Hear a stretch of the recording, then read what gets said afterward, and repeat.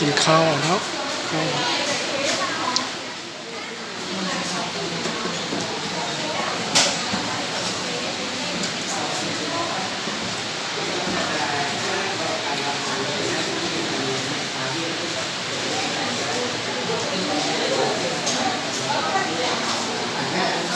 มาจากวัดเชียงใหม่เนาะ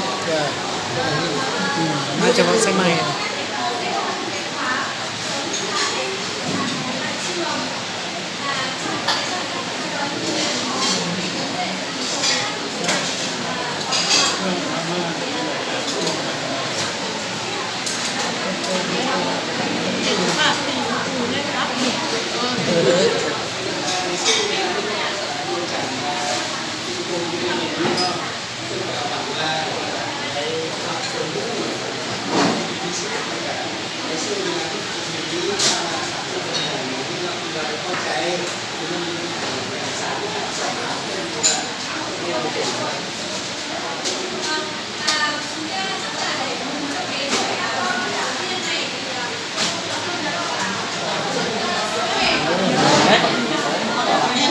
แม่เราก็ดีมีการยกจอกเหล้าขาวเนาะบ้านเอาของเหล้าขาวอันนี้เป็นประเพณีของเพื่อน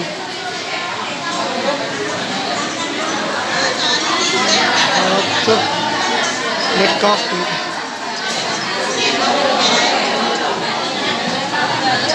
เรือจ้าเรือจ้า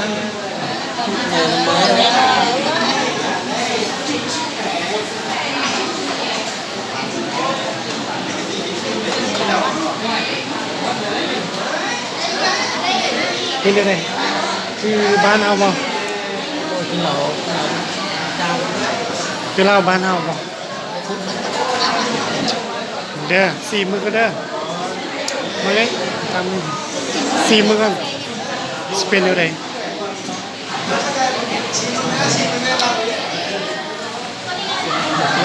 จางเนาะแบบมันบอยนั่นคือเหล้าขาว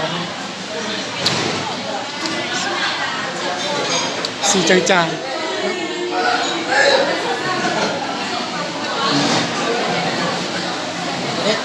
ไปชาร์จเดี๋ยวไปเอาไปพอดไม่หรอกจ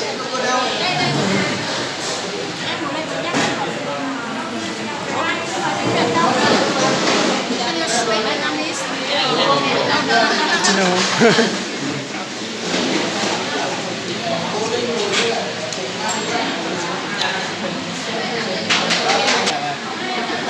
หัวเด้งกระจายแซ่บอ่ะข้าวเจ้าสองเลยโอ้โห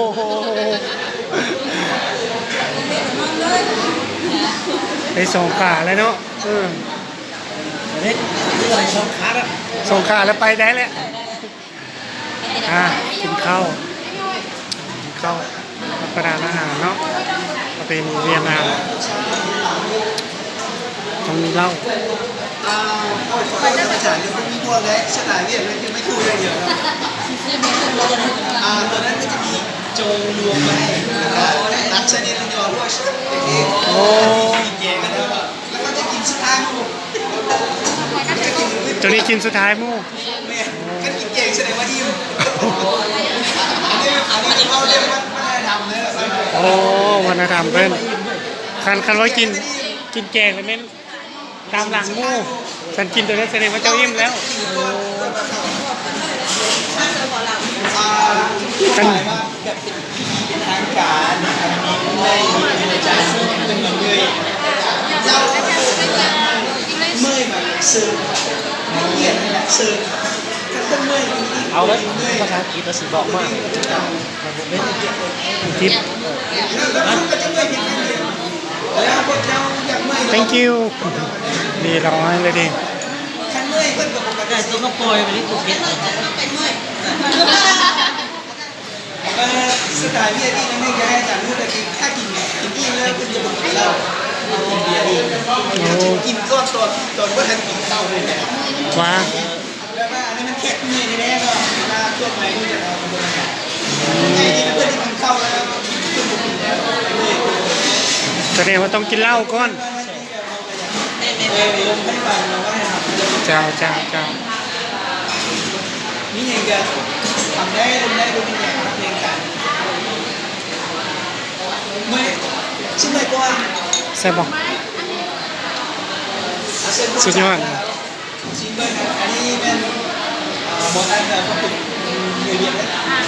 นี่อะไรครับชิมบ้างเป็นไงเป็นไง นะลองซีมดูก่อน นี่เล่นแหนมเล่มซ้ำย่อชื่อ